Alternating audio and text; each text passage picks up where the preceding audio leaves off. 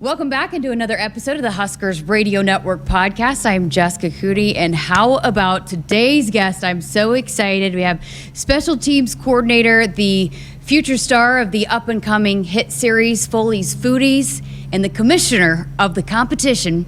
All the points, you are in charge of all the points of this competition we keep hearing about. Ed Foley, thanks for joining us. Thanks for having me, Jessica. Well, I said it right there. We've heard a lot about this competition. We've seen it all over social media. We heard Coach Rule talking about it in his press conference. Tell us about it. How did it start? Why? All of the ins and outs of where it began. We're into at least our 10th year doing this, and we started it at Temple.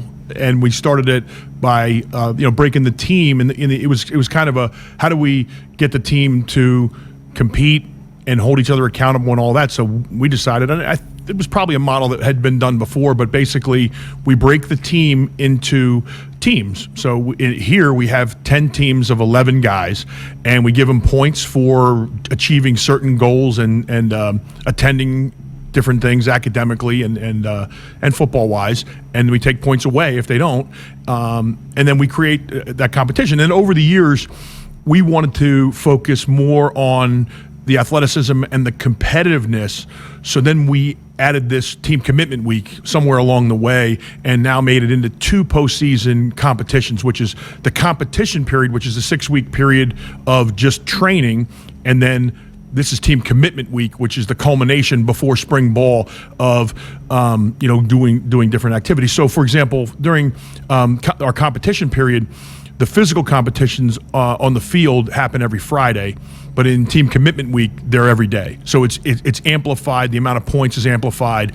We redraft the teams so the kids kind of get the understanding of what is going on in the first 6 weeks, and then they can take it and really run with it during team commitment week, and they've been doing that. That's awesome. Can you break down some of the ways you get points and get points taken away? Because, we've seen the Husker players at all kinds of athletic events, all of that. Yeah, basically, we work with academics, and in academics, there's a series of goals that they have to reach academically, so they can achieve points academically for achieving those goals, whether that's tutoring appointments. It's not based on the actual grades. It's based upon showing up and completing the work, and then also it can be taken away. So if you don't show up for a tutoring appointment, or you don't hand in an assignment, or don't do something that you said you were going to do, then it works the other way. That way, there's it's 5 points for a community service event, and it's 2 points for attending any other Husker event. So whatever those events are that are going on, they would get 2 points for attending those.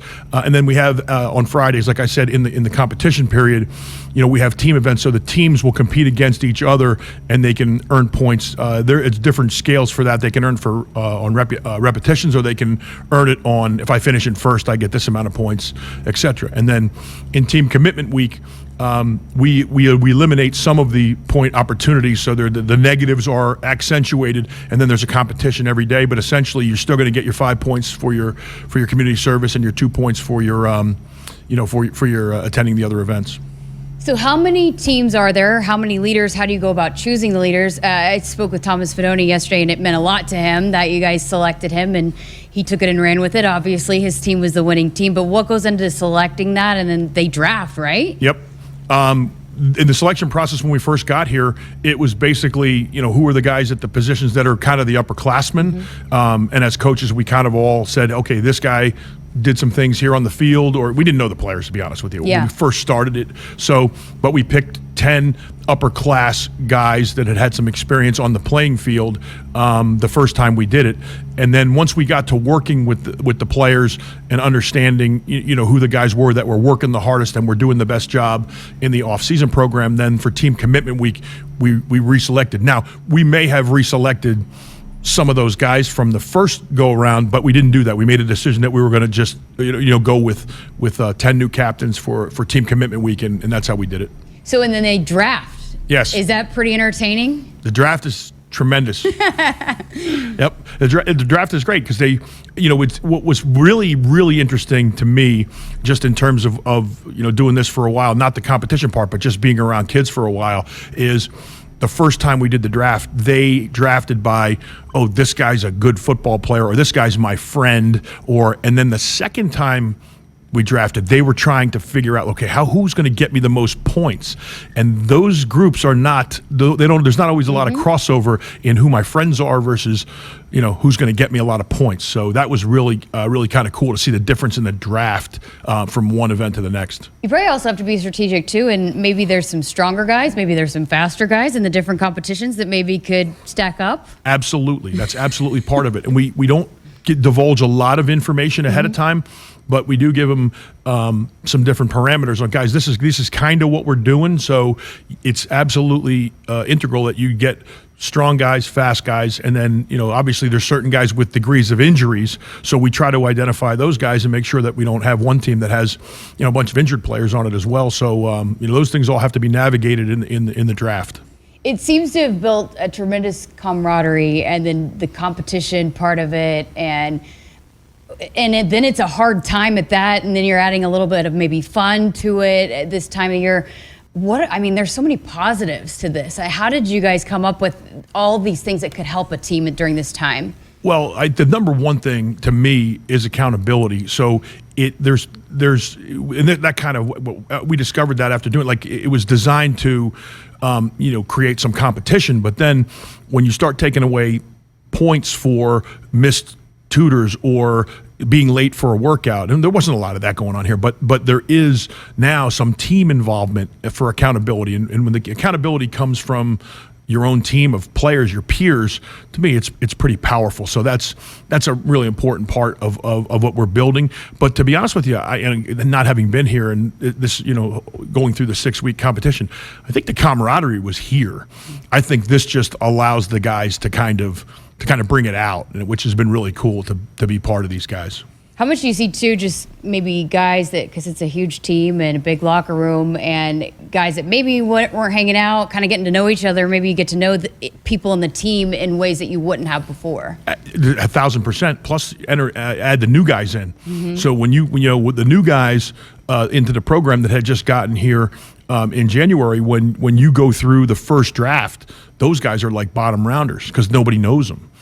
Those guys were, I'm trying to think if one of them was even a captain. I don't think any of them made it to the captain level, but I'll bet you there was at least a handful of guys that ended up being first rounders. I mean, Chief Borders won the individual competition as a first-year guy, so he was a first rounder in the second draft. I can't remember where he got drafted in the first draft, but I know it was a lot lower than that. So, yeah, I mean, you definitely see guys that don't know each other, or they know each other. Oh, that guy's the old lineman, but now all of a sudden that's the old lineman that, he got 140 points in the first part of this thing. I better get him on my team.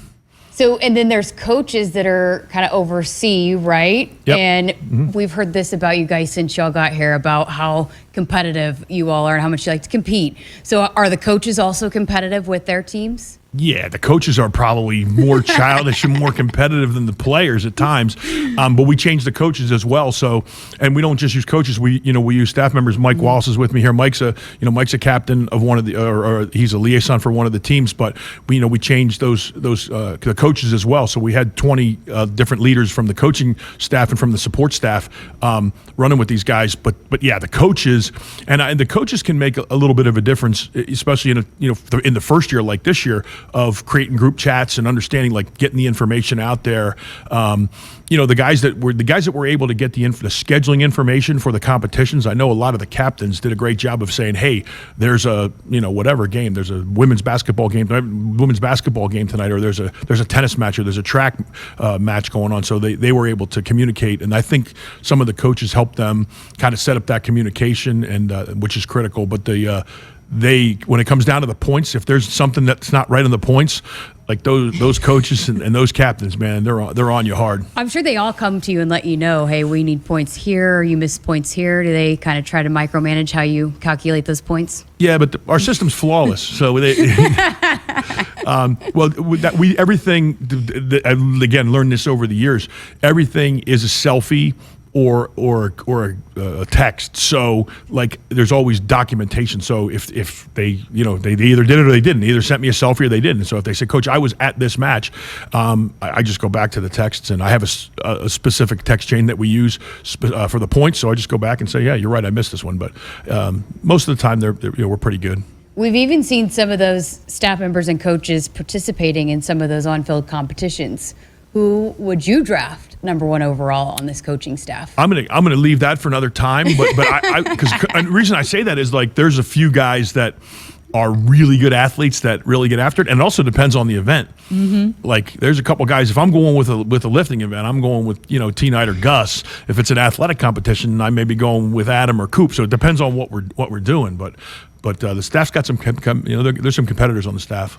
How much does this to allow for leaders to emerge? Maybe some leaders that weren't in some positions, but to be more vocal, to I guess just build their leadership style and when they're leading this type of competition. Yeah, I mean, it definitely builds that, and it definitely guys have stood up, that you weren't sure about them or whatever, or they hadn't been asked to do something like that in the past, and it definitely helps that. It also, the other thing that it helps really is you can see who the followers are, and I don't mean followers in a bad way. I mean guys that are willing to do what it takes to help their team, so that you can see where the guys are compliant, where they're like, okay, I want a team now. This guy's the leader. The coaches, where the coaches in this whole thing, well, they're kind of out of it. So where am I going to go here? And the teams that end up coming together the quickest. We talked about that accountability before, but the teams that come together the quickest do the best and score the best.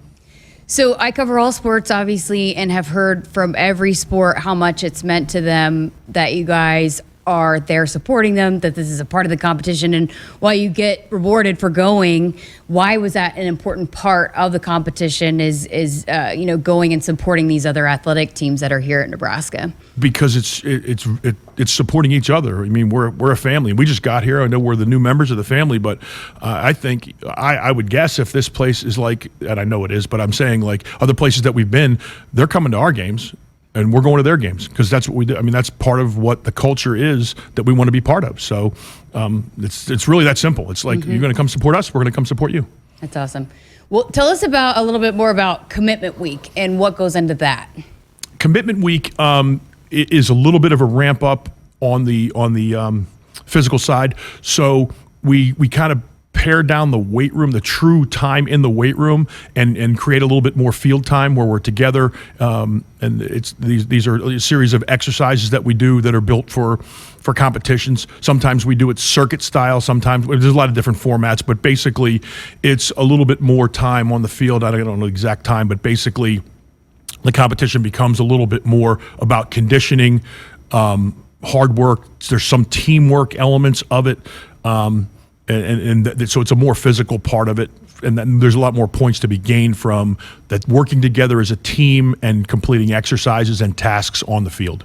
So you had the off season, then you had Commitment Week, then you'll have spring break, and then you guys will hit the field for spring practice. How do you feel about how this team progressed over these last few weeks? It looks like a different team to me, just in the way that the team is able to come together and figure things out and follow directions, we've learned from them as well, but it looks like a different team. I think we're a little bit better physical condition than when we got here, which is to be expected. I think we're a little bit stronger, and I think we're a lot more together as a team.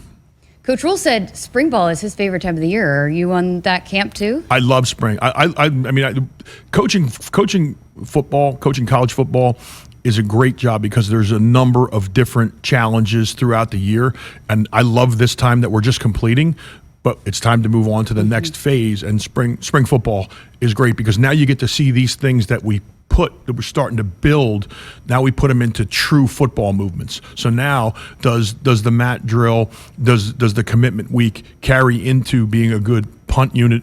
Is it going to help us? I know the answer. I know that it does, but I want to see how, and then who's going to be able to take what we've done with the workouts and then have it translate into execution. Because at the end of the day, we all have to execute football plays to win games. Mm-hmm. And what we've done has been great, but it's not executing football plays. So now we get to see all these things that are very important in executing football plays now lead to the actual execution of the plays.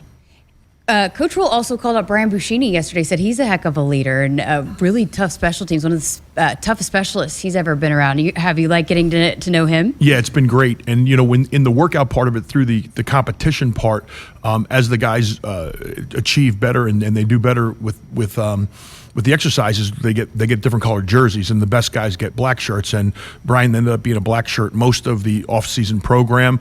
And when you have specialists and special teams players that are in black shirts, it leads to good things. Oh, that's awesome.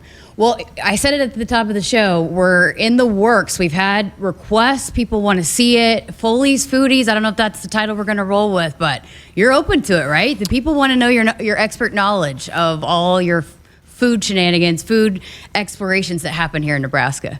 We'll see about the expertise part, but my name is Foley, and I really like food, so I think there's something here somewhere. Well, we're going to try to figure something out and try to get that in the works, but I mean, I've had multiple requests, so I think we're going to try to get it rolling. The food here's been awesome, and the people are awesome, so I'm looking forward to getting out and seeing some places, but I don't want to say that I've been pleasantly surprised, but there's so many different corners of the state where, like, I've been to some different places and people have said, hey, you got to try this or you got to try that. And there's different kind of things in these different parts of the state. So it's been great to get around and do a little bit of that. And the food's been terrific. Can you give us a top 3 so far? I can tell you that, like, my favorite barbecue place locally is been Mary Ellen so far. Now I still got to get out to some places because there's still a bunch of recommendations that are coming through.